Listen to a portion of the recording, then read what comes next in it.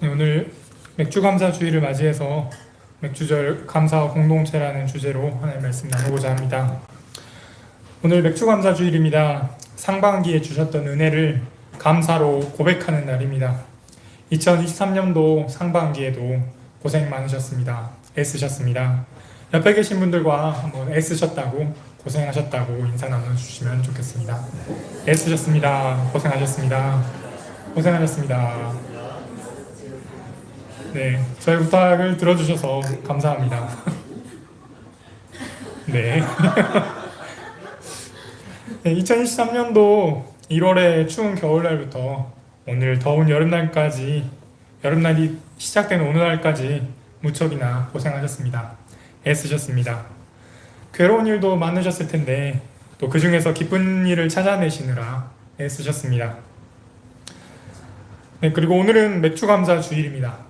맥추라는 말은 보리맥자에 추수할 추자를 써서 보리를 추수한다라는 의미입니다. 맥주 감사 주일이라고 하면 성경에서는 맥추절과 관련이 있습니다. 아마 많이 들어보셨을 것입니다. 이스라엘의 절기, 명절 중에 하나입니다. 그런데 이 절기가 무척이나 많아가지고 혼란스럽습니다. 6월절, 맥추절, 오순절, 수장절, 칠칠절, 추수감사절, 부활절, 성탄절 등등 있습니다. 저도 이 절기를 매번 볼 때마다 헷갈립니다. 그래도 하나씩 살펴봅니다. 6월절 하면 아마 6월절 어린 양의 피를 기억하실 것입니다. 이스라엘 민족이 이집트를 빠져나올 때 문설주에 어린 양의 피를 발랐던 것을 기억하는 날이 6월절입니다. 예수님께서 이 2월절에 해당하는 날짜에 십자가에 못 박혀 돌아가셨기 때문에 우리는 예수님을 이때 어린 양이라고 표현하기도 합니다. 6월절 날짜 예수님이 돌아가셨고 3일째 되는 날에 부활하셨습니다. 그날이 부활절입니다. 여기까지는 기억하기가 쉽습니다. 다음부터는 좀 어려워집니다. 그런데 정말 다행스럽게도 맥추절과 칠칠절, 오순절이 모두 같은 날입니다. 그러니까 세 개를 알려면 하나만 알면 됩니다. 이름이 갖는 의미가 각자 조금씩 다르지만 날짜는 같은 날입니다. 앞서 말씀드렸다시피 맥추절은 보리를 추수하는 날입니다. 칠칠절은 숫자 7을 두 번 써서 칠칠절이라고 하였는데 7일이 7번째 되는 날이라고 합니다. 그러니까 7일, 14일, 21일 해서 49일이 되는 날인데 6월절 다음 날로부터 49일이 되는 날입니다. 오순절은 5오자에 열을 나타내는 순자를 씁니다. 7순, 8순 할 때 그 순자죠. 그래서 오순이라고 하면 열이 5개, 50일을 말합니다.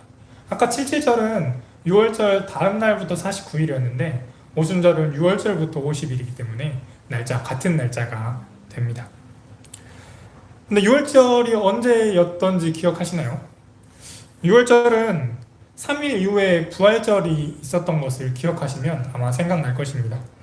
부활절을 기억해 보시면 4월에 있었던 것을 기억하실 것입니다. 정확히 말씀드리자면 부활절의 날짜는 매번 바뀌는데 올해 같은 경우에는 4월 9일이 부활절이었습니다. 그렇다면 그때로부터 7주가 7번 지난 맥추절, 77절은 언제인지 한번 계산을 해봅니다. 49를 더해봅니다. 한 달이 4주이니까 4월이 다 끝나고 4월 9일로부터 4월이 다 끝나고 5월 한 둘째 주, 셋째 주 이 정도가 77절, 맥추절에 해당하는 날짜였습니다. 정확하게는 올해는 5월 28일이 맥추절이었습니다. 아까 맥추절과 오순절이 같은 날이라고 말씀드렸죠. 그 오순절과 같은 날짜인데 오순절은 또 잘 아시다시피 예수님께서 승천하신 뒤에 제자들이 마가의 다락방에서 기도할 때 성령께서 오신 성령 강림 주일입니다. 주보를 보시면 맨 왼쪽 위에 성령 강림 후 오늘이 5번째 주일인 것 같습니다. 5주가 그때로부터 지났던 것을 알 수 있습니다. 들으시면서 아마 조금 이상하다고 생각하셨을 것입니다. 맥추절이랑 오순절이랑 같은데 그 날짜는 이미 5월 28일이었습니다. 그런데 오늘은 7월 2일입니다. 한 달이라는 시간, 그것보다 훨씬 긴 시간의 차이가 있습니다. 그것을 보면 오늘의 맥주 감사주일과 맥주절의 날짜가 다르다라는 것을 알 수 있습니다. 그래서 어떤 분들은 이런 점 때문에 맥주 감사주일을 맥주절로 여기는 것이 성경적이지 않다라고 여기는 분들도 계십니다. 그래서 맥주절을 지키면 안 된다라고 말씀하시기도 합니다.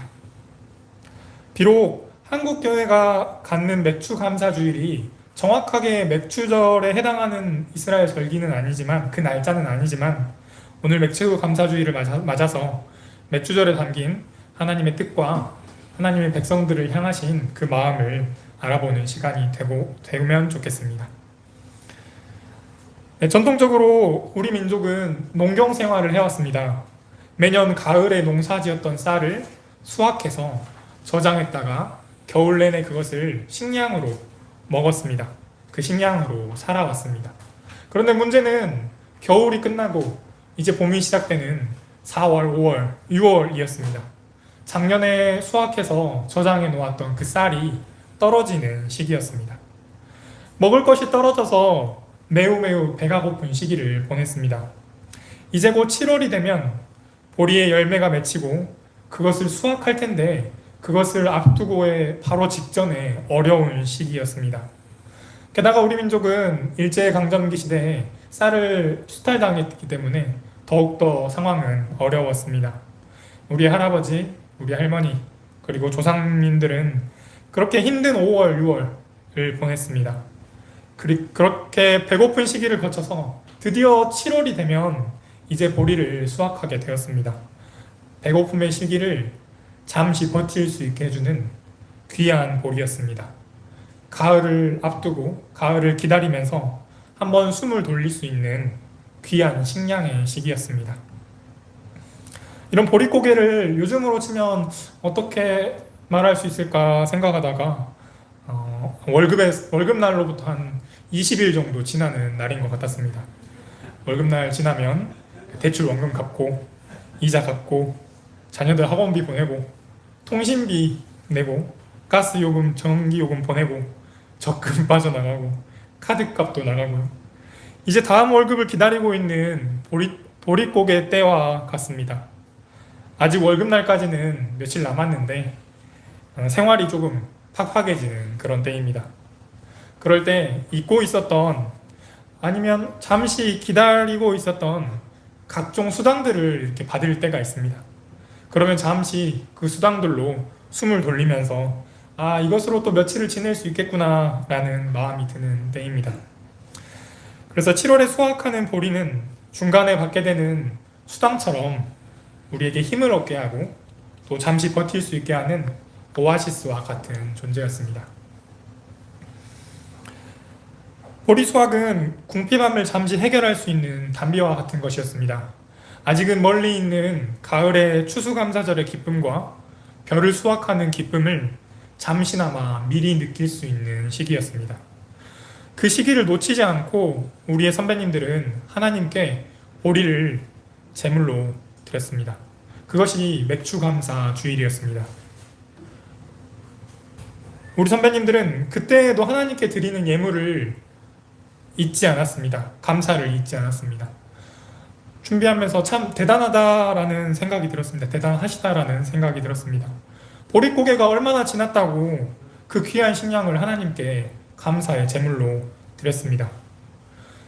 지난해 추수감사절에 온갖 열매를 하나님께 드리면서 감사를 고백했던 그 마음을 6개월 동안 혹은 그거보다 더 긴 시간 동안 소중하게 간직하고 있다가 보리를 수확할 때에 또 한 번 감사로 드렸습니다. 비록 맥주절과 맥주감사절의 날짜가 정확하게 같은 날짜는 아니라고 할지라도 맥주감사주일은 우리 민족에게 있어서 그 힘든 시기를 잠시 쉬게 해주시는 하나님의 은혜에 대해 감사로 고백하는 절기였습니다. 그리고 오늘날 우리에게 맥주절은 또 어떠한 의미가 있는지 보고자 합니다. 맥주절을 나타내는 본문 중 하나, 출애굽기 23장에서는 맥주절에 대해서 이렇게 말하고 있습니다. 모세가 16절에서 이스라엘 백성에게 말하기를 너희는 너희가 애써서 밭에 씨를 뿌려서 거둔 곡식의 첫 열매로 맥주절을 지켜야 한다라고 합니다. 여기서 저희가 주목할 단어는 애써서입니다. 애쓰다. 그것은 마음과 힘을 다하여서 우리가 무엇을 이루려고 힘쓰는 것, 그때 사용하는 단어입니다. 이스라엘 백성들은 마음과 힘을 다했습니다. 밭에 씨를 뿌리고 그 곡식이 자라나서 첫 열매를 얻기까지 이스라엘 백성은 부단히도 애썼습니다. 아브라함의 때부터 모세의 시대까지 단 한 번도 그들의 땅이라고는 조상들의 무덤을 놓을 그 땅밖에 가져보지 못했던 그 민족이 이제는 자신들의 땅을 갖게 되어서 그 땅에서 이제는 난생 처음 해보지 못한 농업을 하고 있었던 것입니다.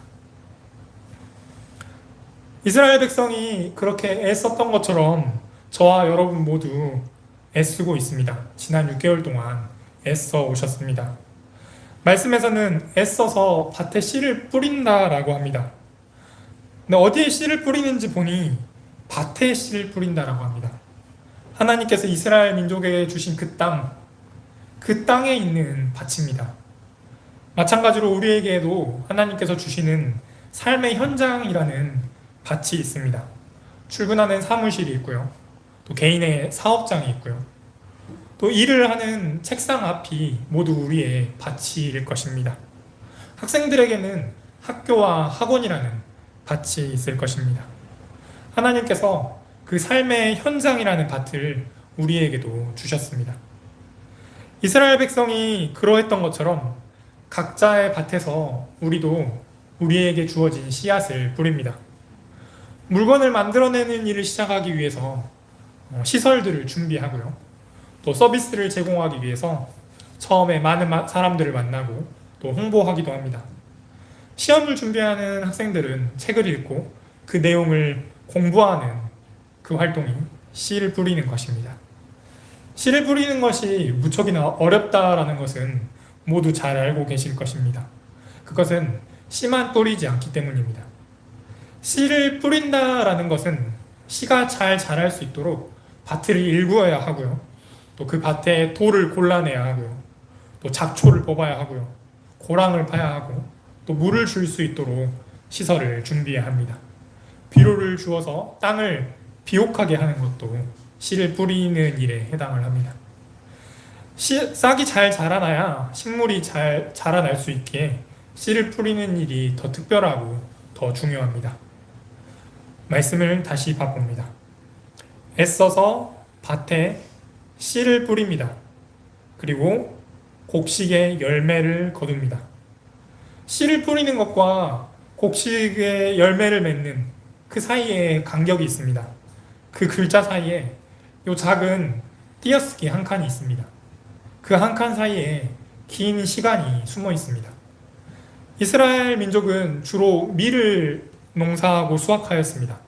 밀은 가을에 씨를 뿌려서 다음해 봄에 열매를 수확합니다. 6개월 정도의 시간이 걸립니다. 그 6개월의 시간, 씨가 열매가 되는 시간입니다. 이 시간 속에서 곡식이 자라나는 과정이 숨어 있습니다. 씨를 뿌리면 다 끝날 것 같지만 이제부터가 시작입니다. 필요한 때에 물을 주어야 합니다. 물을 너무 많이 주면 곡식이 썩어버립니다. 그렇다고 또 적게 주면 말라서 죽어버립니다. 필요한 만큼 적당하게 주어야 합니다. 그리고 또 잡초를 제거해 주어야 합니다. 아시다시피 저도 시골에서 일을 하고 있는데 이 잡초를 뽑는 일이 정말이지 힘듭니다. 1시간만 잡초를 이렇게 앉아서 뽑고 나면 진짜 허리가 막 이렇게 구부는 것 같습니다. 뿐만 아닙니다. 어떨 때에는 새와 짐승들이 밭을 헤집어 놓고 또 그 열매를 먹어버리기도 합니다. 그리고 그 중에서 제일 무서운 것은 병과 벌레입니다. 눈에 보이지도 않고 또 지도새도 모르게 밭에 번져나가는 그 병과 벌레를 만나면 정말 머리가 싸하고 낙담하게 됩니다. 우리에게도 씨를 뿌리는 과정이 있었다면 지난 6개월은 그 씨가 자라나는 기간이었습니다. 감히 생각해 보건대 저와 성도님들의 6개월도 결코 쉽지 않았을 것입니다. 이스라엘 민족이 밀을 키우는 그 과정보다 더 했으면 더 했지 결코 더 쉽지는 않았을 것입니다. 그러나 하나님께서 그 쉽지 않았던 과정 속에 성도님들께서 애쓰셨다라는 것을 잘 알고 계십니다. 그래서 오늘 말씀에서도 애써서 밭에 씨를 뿌려 거둔 곡식이라고 말씀하셨습니다. 애써서라는 말 없이 그냥 밭에 씨를 뿌려 거둔 곡식이라고 말씀하실 수 있었을 텐데도 애써서라는 단어를 붙이셨습니다. 씨를 뿌리고 자라나도록 기르고 수확하는 과정까지 쉽지 않았을 텐데 애썼다라고 하나님께서 말씀해 주십니다. 각자의 밭을 일구느라 애쓰신 것을 하나님께서 아시고 우리의 수고와 땀을 인정해 주십니다. 애썼다. 이 말을 어떨 때 저는 들으냐 이렇게 기억해 보니까 아버지께서 이 단어를 사용하셨던 것 같습니다. 하셨습니다. 저도 학생들처럼 이렇게 수능 3년을 준비했는데 그 수능 친 그날에 저녁에 집에 앉아 있는데 아버지께서 애썼다라고 이렇게 이야기해 주셨습니다. 고생했던 것을 이렇게 인정해 주셨습니다. 그때 제 마음이 좀 풀렸습니다. 시험의 결과에 떠나서 만족스러운 그런 결과라고 이야기할 수 있었습니다. 또 요즘에는 시골에서 일을 마치고 기차역을 거쳐서 오는데 아버지께서 기차역에 내려주시는데 그때 마지막 인사로 하시는 말씀이 오늘도 애썼다라는 말입니다. 그런데 이 애썼다라는 말이 참 신기합니다. 아무래도 저는 가족과 함께 이렇게 일을 하다 보니까 마음에 들지 않은 부분도 있고 또 일 때문에 감정이 좋지 않은 날도 있습니다. 그날의 일이 힘들어서이기도 하고 또 부모님과 저의 생각이 서로 다르기 때문이기도 합니다. 그런데 일을 마치고 집을 오기 위해 기차역에 데려다 주신 아버지께서 그 애썼다라는 말을 해주시고 그것을 들으면 신기하게도 그날의 고단함과 힘든 마음이 사라집니다. 마찬가지로 우리 아버지신 하나님께서 이스라엘 백성에게 그런 마음으로 씨를 뿌리고 열매를 거두는 일을 애써서 했다, 애썼다라고 말씀해 주십니다. 우리의 수고와 우리의 고단함을 하나님께서 애썼다라고 인정해 주십니다. 그 하나님의 애썼다라는 말이 성도님들과 저에게 격려가 되기를 바라고 위로가 되기를 바랍니다. 애썼다라고 인정해 주시는 하나님께서 우리에게 복을 주셨습니다. 밀을 키우는데 무슨 복을 주셨을까요? 밀을 심어서 밀이 곡식의 열매가 되는 것이 은혜입니다. 그것을 저희가 복으로 받아들입니다. 이것은 어떻게 보느냐에 따라서 다릅니다. 누군가는 이렇게 말할 수도 있습니다. 밀을 심어서 밀이 나는 것이 당연한 것이지 그것이 무슨 복이냐. 그렇다면 콩을 심어서 콩이 나는 것은 어떨까요? 콩이 나면 은혜일까요? 콩을 심어서 콩이 나지 않는다면 또 어떨까요? 콩을 심어서 콩이 난다는 원리는 원래 그런 것일까요? 아니면 하나님께서 콩이 심기면 콩이 자라나서 콩이 맺히도록 하는 그렇게 만드신 세상의 원리일까요? 씨앗을 심고 열매를 수확할 수 있는 밭이 있는 것이 우리에게 또 복입니다. 당시 이스라엘 백성들은 가나안 땅으로 들어가게 되면서 농사를 시작했습니다. 아마 기억하실 것입니다. 아브라함에게 하나님께서 약속하시기를 내가 너에게 지시할 땅으로 가라라고 하셨습니다. 그 땅을 이제 비로소 이스라엘 백성이 얻게 되었습니다. 갈렙이 고백했습니다. 이 산지를 내게 주소서. 주께서 그날에 말씀하신 이제 내가 주님의 이름으로 그 땅을 취하리니라고 했던 그 고백 속에 그 땅입니다. 이스라엘 민족이 난생 처음으로 땅을 소유하여서 그 땅에서 농사를 짓고 수확하게 된 것은 밭이라는 그 땅이 있었기 때문입니다. 그리고 앞서 말씀드린 대로 하나님께서 우리에게도 주신 삶의 현장이라는 밭이 있습니다. 소유할 밭이 있다는 것은 밭을 일구어 살 수 있는 힘이 있다는 것을 말합니다. 이집트 노예로서 주인이 주는 음식을 받아먹는 것이 아니라 이제 우리가 직접 우리의 땅을 일구고 우리의 힘으로 살 수 있는 자유가 있고 또 우리의 삶을 다룰 수 있는 힘이 있다는 것을 의미합니다. 뿐만 아니라 농사를 지으면서 하나님의 은혜를 구하고 또 그 은혜를 누릴 수 있는 자유도 주셨습니다. 때문에 밭이 있는 것이 복이 되고 그 밭과 같은 복에 감사를 고백할 수 있을 것입니다. 네, 오늘은 2023년 7월 2일입니다. 2023년도의 상반기 6개월이 지났습니다. 상반기 6개월 동안 우리에게 주신 복은 무엇일까요? 우리에게 주신 감사의 제목들은 무엇일까요? 말씀을 준비하면서 저에게는 어떤 복이 있었을까 생각해 보았습니다.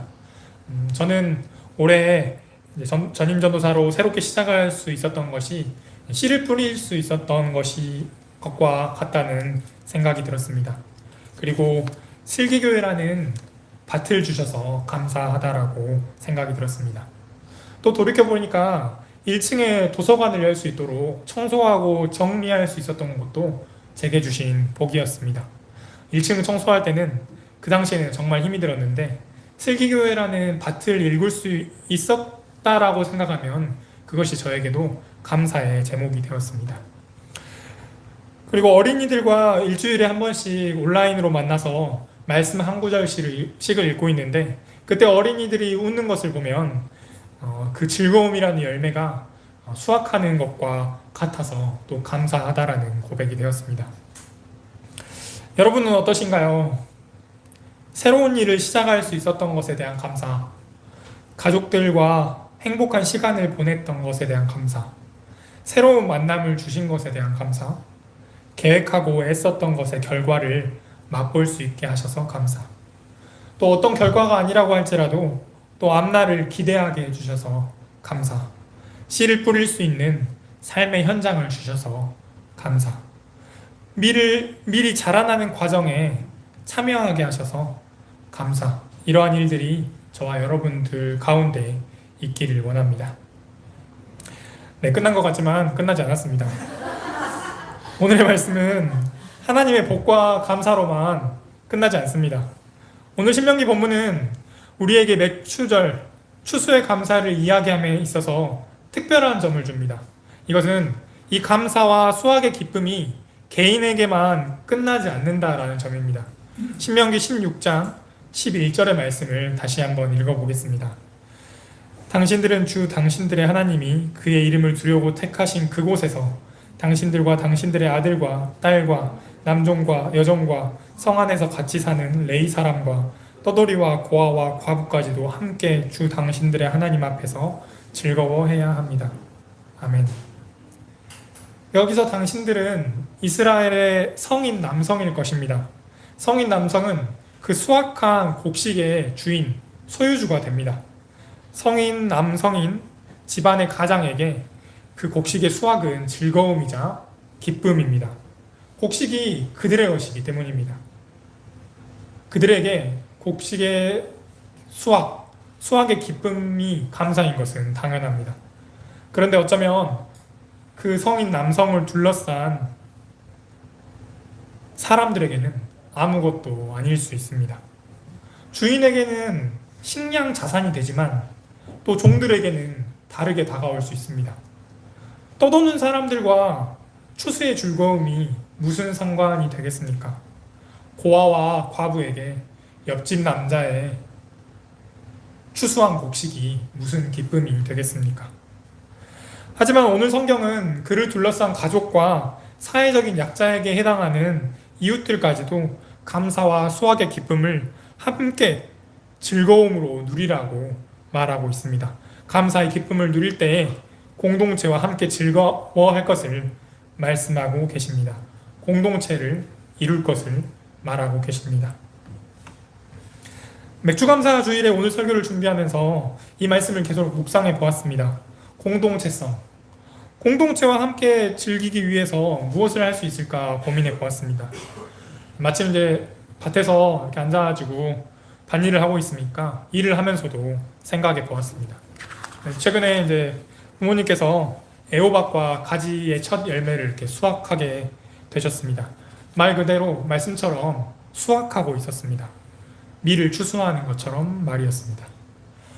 그러면 애호박과 가지를 나도 주변에 있는 사람들과 나누면 어떻겠냐라는 생각이 들었습니다. 그래서 몇 번을 갈등했습니다. 아, 이게 오지랖인가? 들어도 좋아하시려나? 괜히 음식물 쓰레기만 만들어 드리는 건 아닌가? 이렇게 고민을 많이 하다가 그냥 말씀 그대로 함께 즐거워하기 위해서 드려보기로 했습니다. 많이 드리면 안 되는 것 같아가지고 조금만 드렸습니다. 그런데 그렇게 마음을 먹고 일을 하니까 조금 달라지는 것이 있었습니다. 날씨도 덥고 또 쪼그려 앉아서 일을 하는 게 힘이 드는데 제가 일을 하는 그 중에 기쁨이 생겼습니다. 이 일을 가지고 내가 누군가와 함께 나누고 싶다라는 이유가 생기니까 괴로웠던 일이 잠시나마 즐거워졌습니다. 그래서 하나님께서는 기쁨을 나누려고 할 때 또 애쓰는 일도 즐거워할 수 있다는 것을 알게 하셨던 것 같습니다. 개인을 넘어서 오늘날 우리의 사회를 돌아봅니다. 소비 트렌드를 분석하는 김난도 교수를 아실 것입니다. 매년 트렌드 코리아라는 책을 내고 있는데 2022년도의 키워드 하나가 나노 사회였다라고 합니다.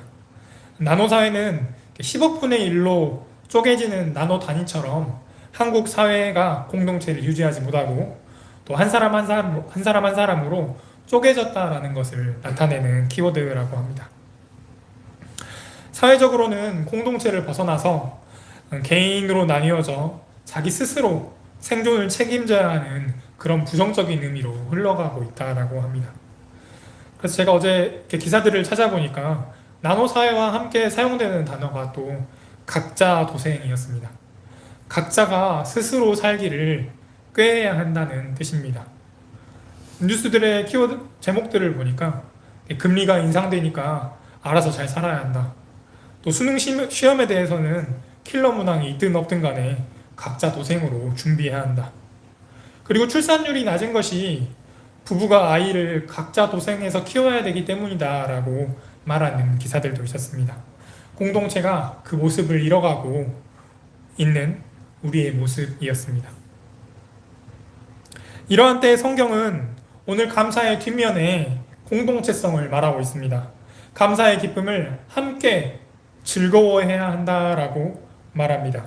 누군가의 기쁨이 누군가와 무슨 상관이냐라고 말하는 이 시대에 함께 즐거워해야 한다라고 말합니다.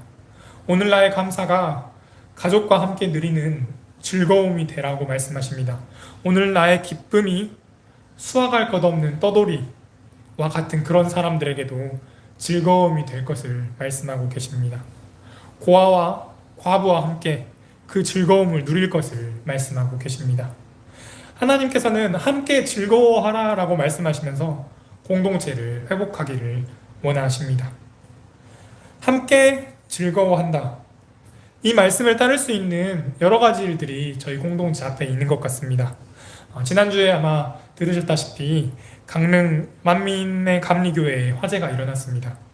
그곳의 성도들은 떠돌이나 고아, 과부와 같이 우리의 도움을 필요로 하는 분들입니다. 그러하기에 감사의 축제인 맥주절을 기억하면서 우리가 그분들을 돕는 헌금으로 함께 할 수 있습니다. 그리고 지난 2년 코로나 바이러스로 사회적 거리두기를 하면서 슬기교회 공동체에는 외부 활동들이 많이 줄어들었습니다. 이화영화원, 장애인 공동체 등에 대해서 함께 할 수 있는 기회가 없어졌습니다. 다시 공동체가 회복되는 기회들을 찾아야 할 것입니다. 목자부 중에 그런 방법들에 대한 이야기를 나누고 있었습니다. 지역의 교회를 돕거나 또 들꽃교회 사역에 함께할 수 있는 일들을 모색 중에 계셨습니다. 비전위원회와 또 각 부서들을 통해서 이러한 일들이 이루어져 가기를 바랍니다. 그리고 상반기 감사의 제목들을 기억하면서 하나님께서 감사의 기쁨을 공동체와 함께 즐거워하라고 하셨으니 그 말씀을 따라서 저희 공동체가 걸어나가게 되기를 바랍니다. 감사를 드리는 것도 또 하나님께서 우리가 밭을 일구는 수고를 애썼다라고 인정해 주시는 것도 수확의 기쁨을 고아와 과부와 떠돌이와 종들과 함께 누리는 것도 쉽지 않을 수 있습니다. 쉬었다면 아마 하나님께서 말씀해 주지 않으셨을 것입니다. 그때 오늘 마지막 말씀을 붙잡으시기를 바랍니다. 12절의 말씀은 이집트에서 종살이 하던 것을 기억하고 라고 말씀하십니다. 하나님께서 종살이 하던 이스라엘 백성을 이집트로부터 인도해 내셨습니다. 400년간 이집트의 노예로서 고된 일을 했던 그때로부터 하나님이 이끌어 내셨습니다. 이스라엘 민족이 하나님께 부르짖었고 하나님께서 이집트에서 이끌어 내셔서 그들을 새로운 땅으로 인도하셨습니다. 마찬가지로 우리에게도 무언가 종살이를 하던 때가 있었습니다. 죄의 노예였고 돈의 노예였고 내 생각과 우리 사회의 전통의 노예였고 내 어린 시절 속 아픔의 노예였고 또 율법의 노예였습니다. 그러나 그리스도께서 우리를 대신해서 십자가에 못 박혀 죽으심으로 우리는 자유를 얻었습니다. 이제 무언가의 노예에서 하나님의 백성이 되었습니다. 노예에서 벗어나게 하신 하나님과 또 못 박혀 죽으신 예수 그리스도께서 주시는 은혜가 있기를 바랍니다. 그 은혜로 씨를 뿌리고 또 수확하는 일에 애쓸 수 있고 밭을 주시고 곡식이 자라나는 과정을 감사로 고백하면서 나만의 기쁨이 아니라 공동체의 즐거움으로 고백할 수 있는 오늘 맥주감사 주일이 되셨으면 좋겠습니다. 기도하겠습니다. 하나님 감사합니다. 오늘 맥주감사 주일을 맞아 맥주절에 주신 하나님의 말씀을 보았습니다. 저희 6개월 동안 애쓴 일에 애썼다라고 인정해 주시고 위로하여 주셔서 감사합니다. 하나님께서 저희에게 주신 밭이 있습니다. 삶의 현장이라는 밭에서 저에게 주어진 씨앗을 뿌리며 또 하나님이 주실 그 은혜들을 기대하고 또 지난 6개월간에 주셨던 은혜를 감사로 고백하게 하여 주십시오. 하나님, 그런데 이 기쁨이 저희 한 사람에게만 머무르지 않기를 원합니다. 이 사회와 이 공동체에 함께 즐거워할 수 있도록 해 주십시오. 예수님의 이름으로 기도드립니다. 아멘.